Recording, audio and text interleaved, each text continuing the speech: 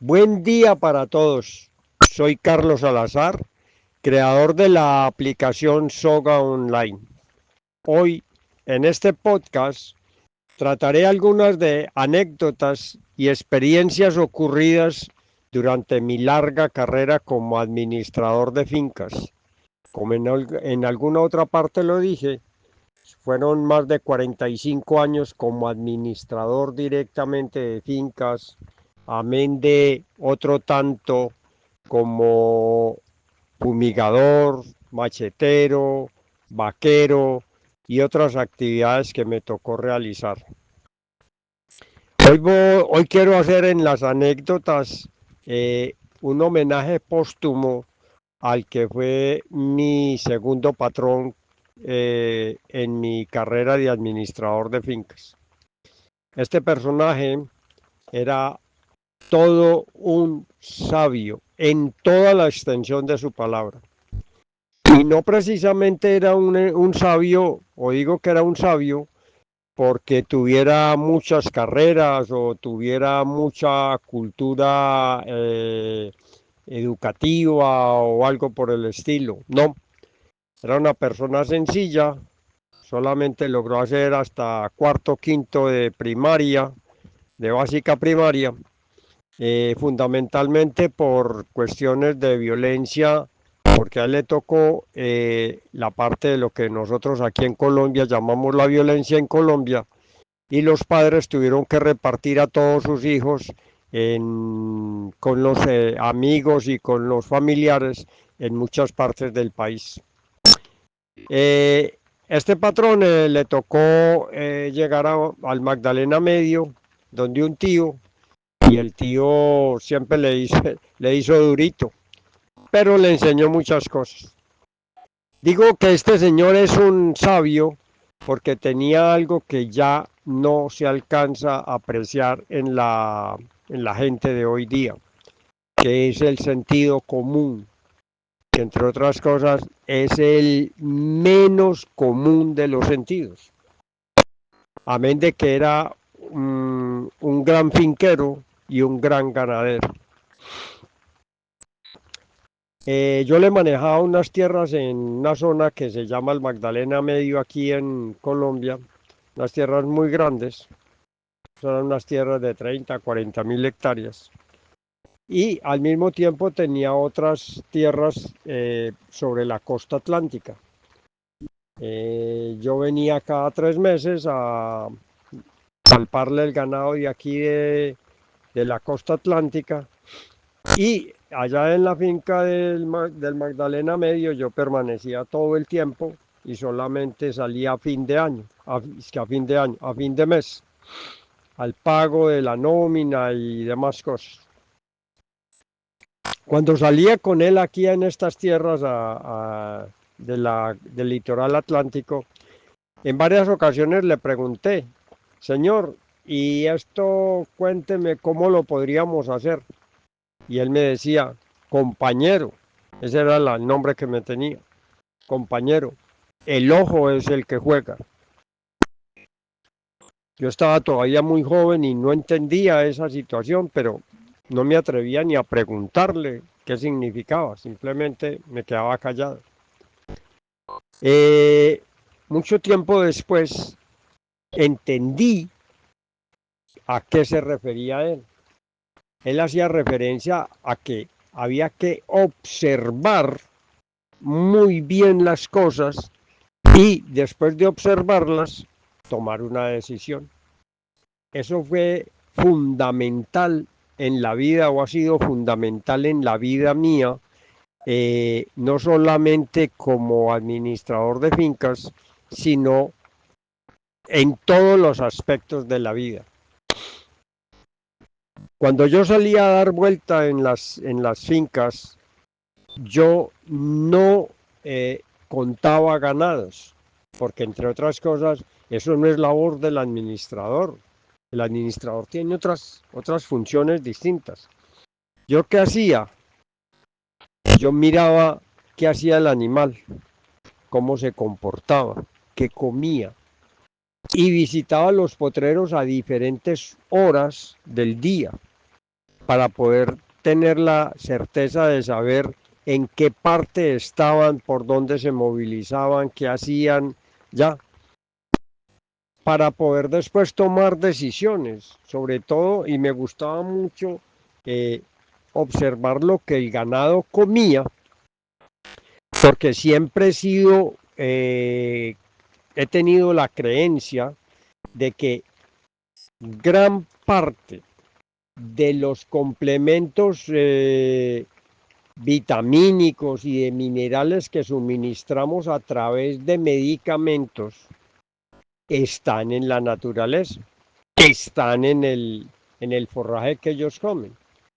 Pero como tenemos la presunción de que los potreros hay que tenerlos limpios, acabamos con todo.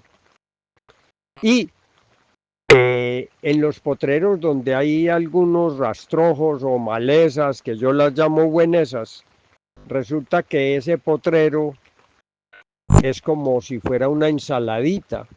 Hay de todo y los animales la pasan muy bien. Otra de las anécdotas con este señor, que algunas veces le pregunté también, y él me decía, cuando le decía, patrón, lo que pasa es que no sé ni qué camino coger ante esta situación. Y me decía, compañero, eso es muy fácil. Cuando usted se sienta perdido, párese, mire hacia sus pies. Y para donde están los pies, para adelante es para allá.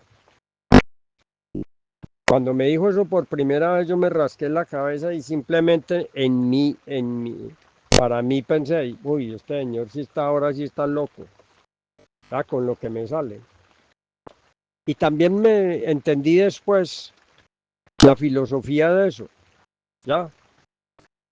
Es decir, cuando uno no sabe qué hacer, simplemente es mirar al frente y para adelante, ya, esa es la situación, para adelante, a toda hora es para adelante. Esas dos cosas fueron muy, muy interesantes.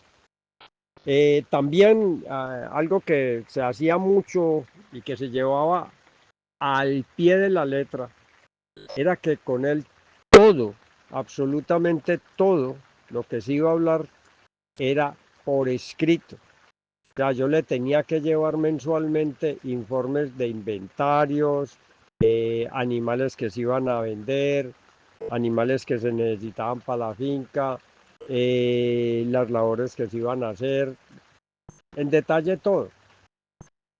Y con relación, digamos, al ganado que se vendía, nosotros sacábamos mensualmente entre 800, 1200 animales a feria con pesos de 480, 510 kilos.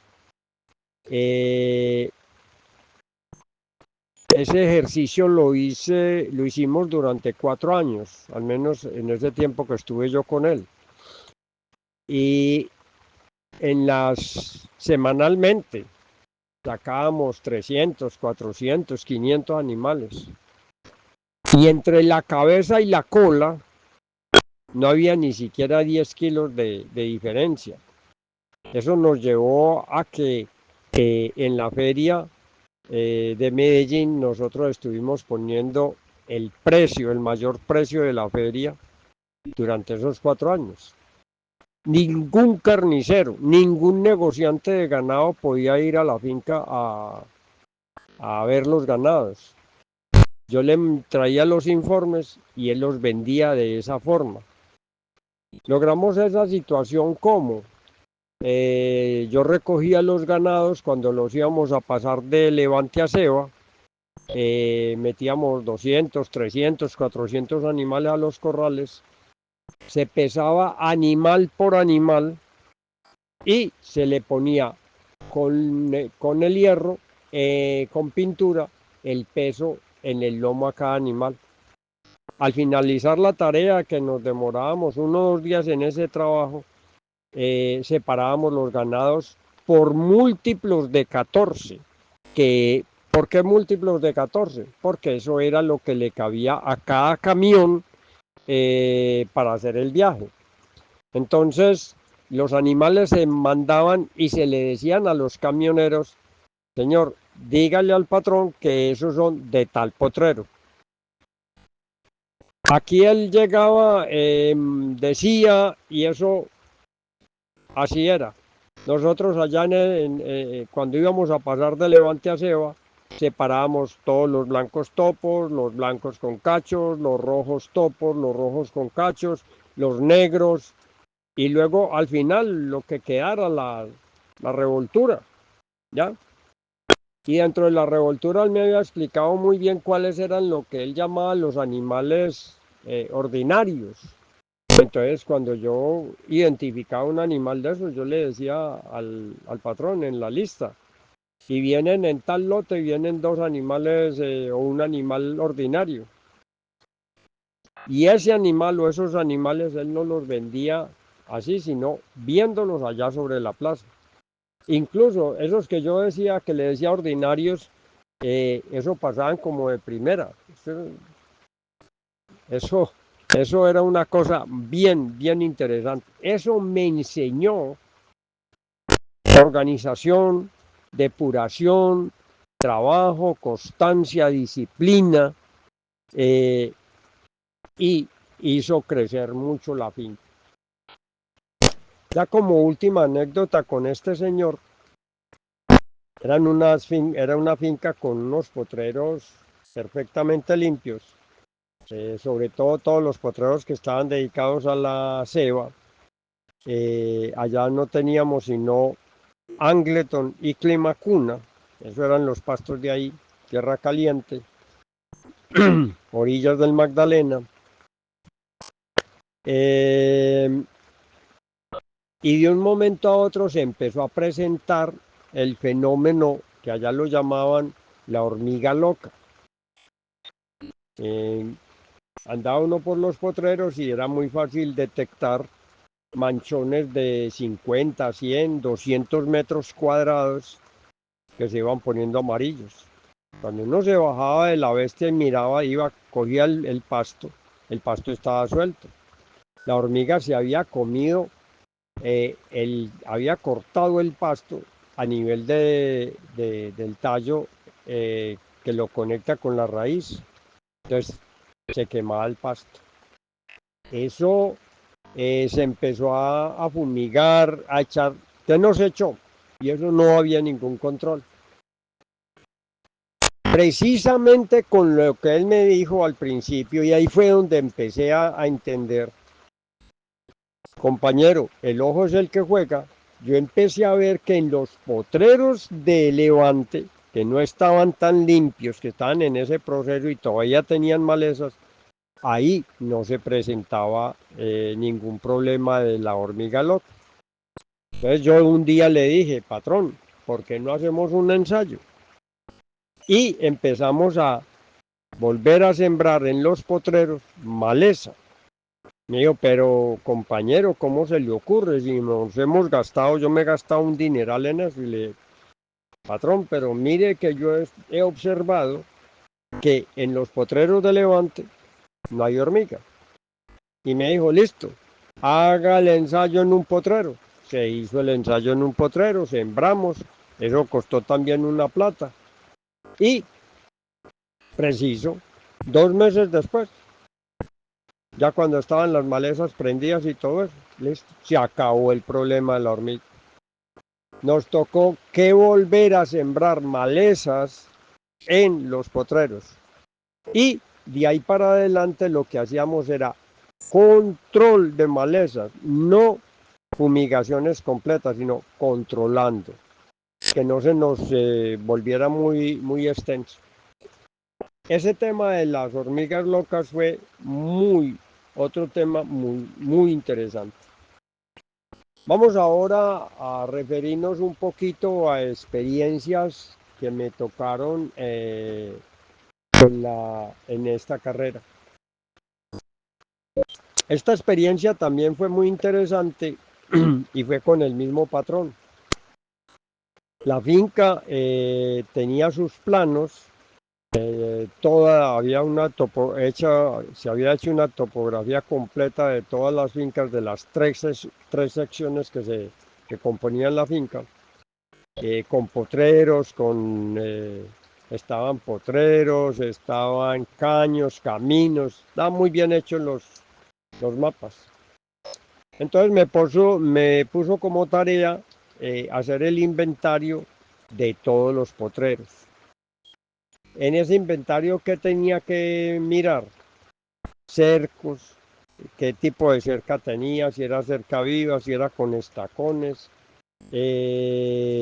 las aguas, cómo estaban, si habían pozas, si habían aguas corrientes, qué tipo de pastos, si habían malezas, qué tipo de malezas, cuál era el porcentaje de las malezas. Bueno, se hizo un levantamiento muy interesante. 2 meses me tomé en eso. Y después llevamos eso al mapa. Entonces, ¿qué hicimos? Nos conseguimos unos estoperoles. Eso que es un estoperol, para que me entiendan, no sé cómo se llamará en otras partes, pero es una especie de alfiler que en la cabeza tiene una porción de plástico, ¿ya? Y esa porción de plástico es de colores. Hay amarillos, blancos, azules, rojos, verdes, muchos colores. Entonces hicimos unas convenciones para podernos entender. Los estoperoles verdes correspondían exactamente a potreros que estaban completamente limpios, buenas cercas, buenas aguas y buenos aladeros. Los rojos, los que tenían el rojo, era porque estaban completamente en rastrojos, los cercos no estaban, pues las cosas no estaban funcionando y nos íbamos de ahí de rojo hasta amarillo, o sea, teníamos el rojo, rosado, naranja, amarillo y azul para poder definir si se había macheteado, si se había fumigado, se estaba fumigando, si había que hacer repasa de fumigación, si ya estaba prácticamente listo. Entonces, organizamos eso y ya para él y para mí hacer una programación de trabajos era muy sencillo. Y de esa forma también él tenía un control estricto en el sentido de que no se podían repetir, como muchas veces sucede, ¿cierto?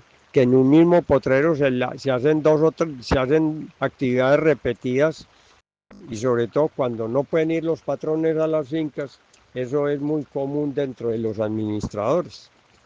Entonces teníamos un control estricto de esa situación.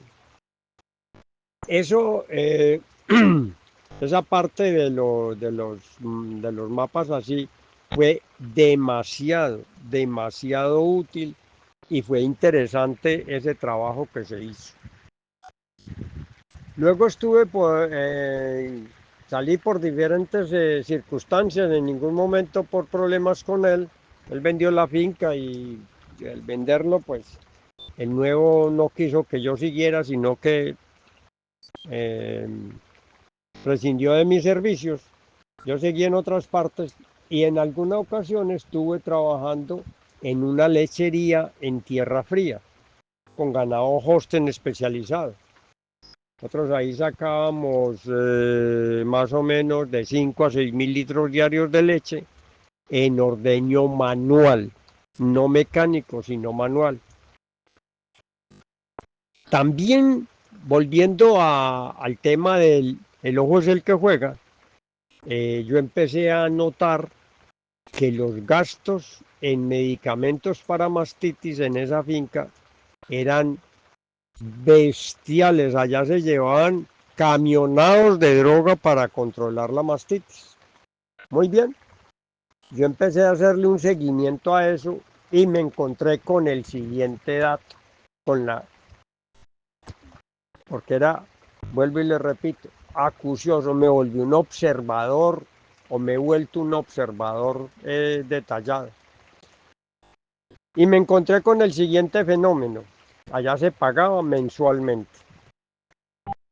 Entonces, después del pago, o precisamente en esos días del pago y esa semana, la incidencia de mastitis era altísima. La segunda semana disminuía, la tercera estábamos prácticamente en cero y a final de mes otra vez volvía la final de mes y principio del siguiente, otra vez en el pico. Y un día, cualquiera que fue el patrón, le dije, señor, he notado lo siguiente, estamos gastándonos un infierno de plata en medicamentos para la mastitis y creo que la podemos controlar. Me dijo, Salazar, cuénteme cómo podemos hacerlo. Y le dije, señor, de una forma muy sencilla. He visto que como es cíclico y eso corresponde a cuando pagamos, eso tiene que ver con el tema de que los muchachos están yendo a los burdeles. El patrón se rió, echó la carcajada, ay, entonces ahora qué vamos a hacer, nos vamos a poner de sacerdotes. Y le dije, no señor. Y me dijo, explíqueme pues en detalle eso. Y le dije, señor, vea, la cosa es muy sencilla. Cuando yo tengo mi pareja, ¿qué pasa? El humor de ella y el humor mío ya están unificados, no hay ningún problema, no hay rechazo ni de parte de ella ni de parte mía. Y yo puedo tener una relación, 2, 3, todos los días sin problema, yo voy y ordeño y no pasa nada.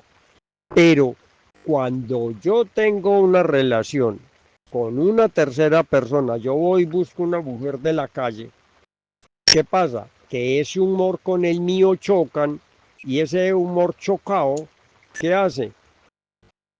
Darle mastitis a la vaca.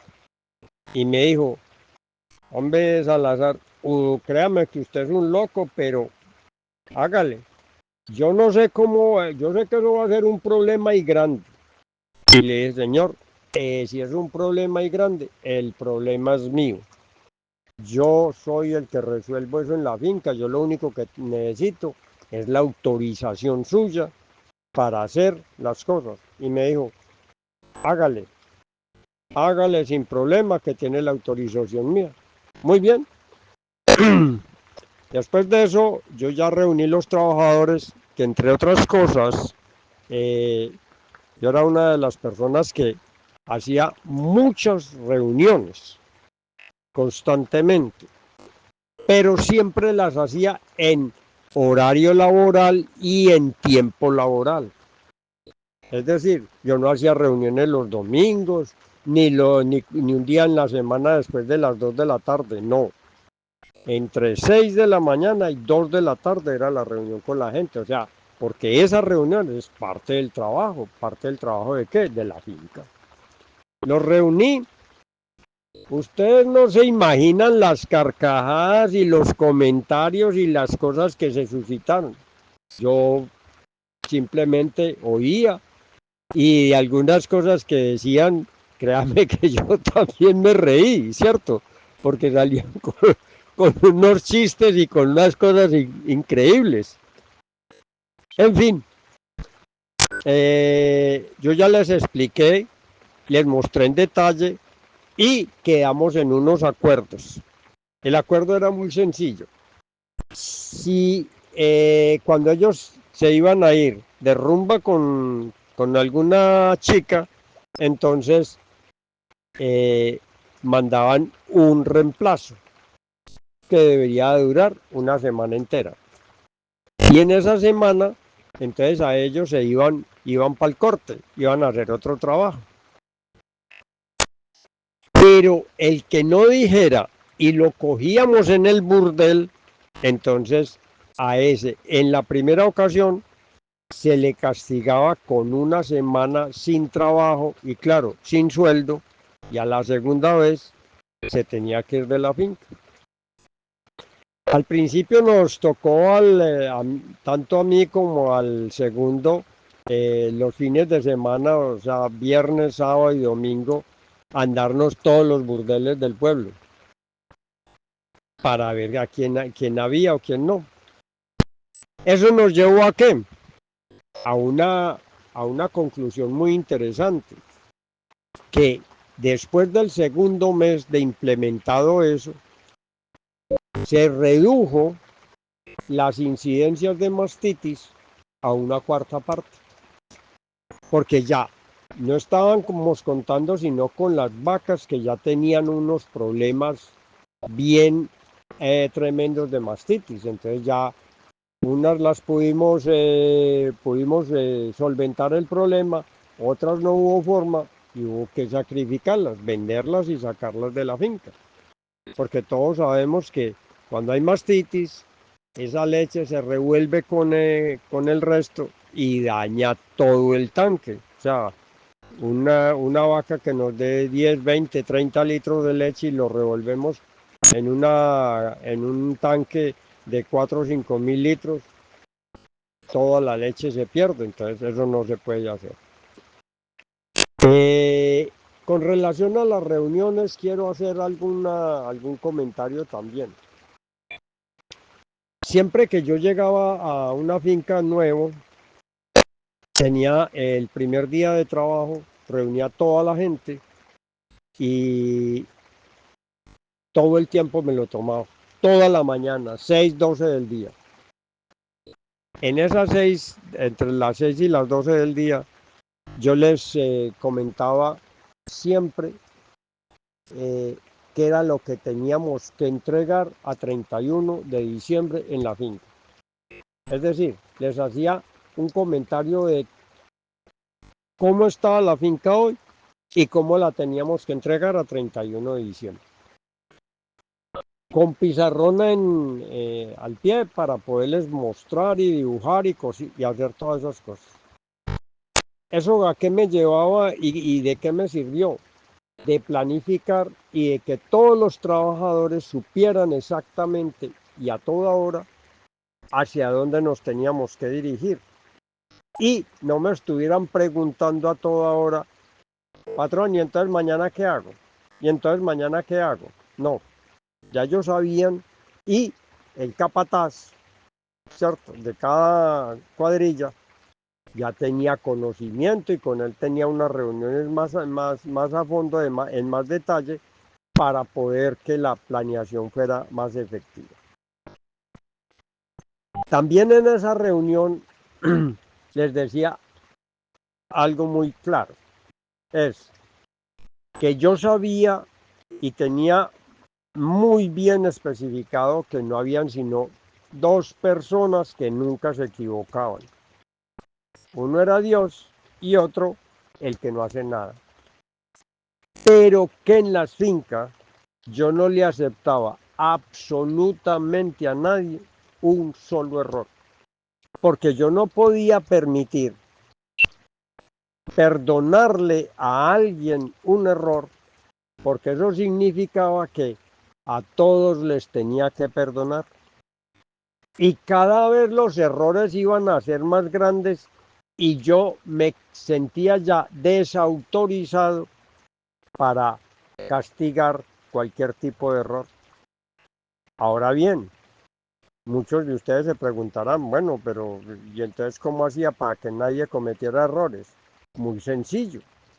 Yo les hacía una lista de lo que yo consideraban los errores, ¿cierto? Y se los estaba repitiendo cada rato. Les decía, esta lista de estas cosas que ustedes cometan el error, a la hora que sea lunes o miércoles a las 8 de la mañana, a las 10, se van inmediatamente de la finca. No hay forma de hacer nada. ¿Qué logré con todo eso, señores? Unos equipos de trabajo muy interesantes. Por hablar claro, por ser franco, por ser estricto, por tratar a la gente correctamente, ¿ya? Y fundamental, esto sí es fundamental, aunque yo establecía y quedaba muy claro que una cosa es el empleado y otra cosa es el patrón, tampoco yo hacía diferencias, ¿ya? Nunca, eso sí, con ellos ni me tomaba un trago, ni hablábamos de mujeres, ni hablábamos de política, ni hablábamos de religión, ¿ya? Circunscrito a qué? A el tema del trabajo y no más. Luego tuve otra experiencia también muy interesante en otra finca que trabajé, una finca también muy grande. Ahí manejábamos más o menos 4.000, 4.500 vientres activos constantemente, fuera de levantes y crías y demás y demás. Resulta que en esa zona no se pueden entrar animales porque allá no se vacuna contra la laptosa, entonces es imposible. Entonces los toros de allá eran de allá mismo y se tenía la mayor cantidad de toros eran mediasangres. Recuerdo que casi todos eran un cruce de Brahman por Limousin y algunos eran de Brahman por Simmental. Y teníamos dos toros Brahman. En vista de que el patrón siempre molestaba mucho por la cuestión de las crías tan disparejas, que en algún video comenté en el sentido de los media sangre, que eso dan o un ratón un elefante o un elefante.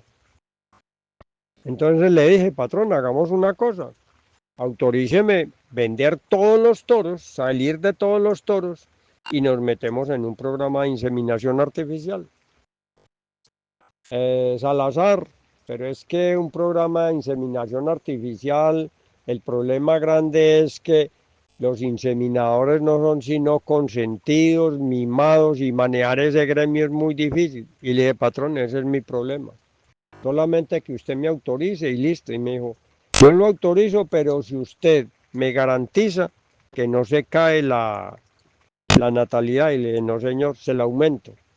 Firmamos papeles y todo eso. Yo capacité allá 18 personas. Monté 6 puestos de inseminación artificial.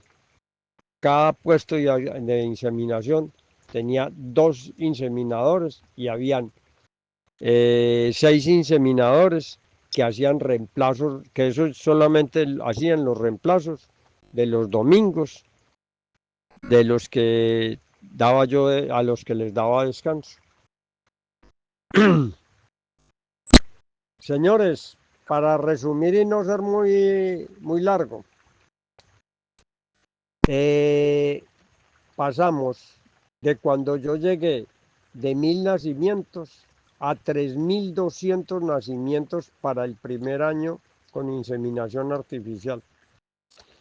Y cuando terminé, cuando salí de ahí, estábamos en el 90% de preñez con inseminación. Todo por inseminación. Los toros se mantenían con 20, 30 vacas de pronto. Incluso muchas veces llegaron a pasar un mes, 2 meses solos. Ninguna vaca del tiempo en que estuve yo se llegó a destetar vacía. Y logré con un laboratorio aquí de Colombia que nos patrocinaran con un proyecto, que a ellos también les sirvió y fue muy interesante. Tuvimos 100 animales en el estudio y 100 de testigos. A esos 100 que estaban en el estudio se les aplicaba el día del parto un medicamento para evitar la retención de placenta. A la semana se hacía una doble purga con 2 ingredientes activos diferentes. Y una semana después se aplicaba otro medicamento del mismo laboratorio con fósforo y calcio. Me sabrán ustedes disculpar que no dé nombres de ninguno, porque yo no estoy comprometido con ninguna casa comercial y tampoco voy a caer en ese juego de hacer esas cosas. Los resultados fueron interesantísimos. Las vacas que estuvieron en el programa, las que se les aplicaban los medicamentos, entre los 70 y los 100 días ya estaban preñadas. Las otras vacas no eran tan ligeras, pero sí nunca hubo animales que llegaran al destete, allá destetábamos a los 9 meses, nunca llegaban al destete todavía vacías. Incluso yo de cuenta mía hice también unos ensayos muy interesantes y dieron unos resultados extraordinarios, sobre todo en las hembras, con ellas era con los que hacía. Yo me conseguí 100 chagualas. ¿Qué es una chaguala para nosotros aquí? Es un aditamento especial que se le pone en la ternilla al animal, como una especie de tapa que no le permite mamar, pero sí le permite comer. Entonces, cuando íbamos a destetar, le poníamos las chagualas, le puse chagualas a unas novillas y a otras simplemente las desteté. A las que le ponía la chaguala las dejaba con las vacas. Las dejaba 1 mes o 2 meses sin ningún problema andando con la vaca.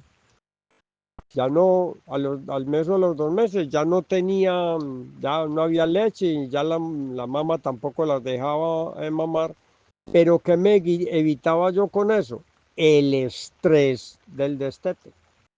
O sea, esas novillas no perdían absolutamente ni un solo kilo de peso, mientras que las que destetaba siempre perdían 20, 30, 40 kilos, 50 kilos de peso en el desteto.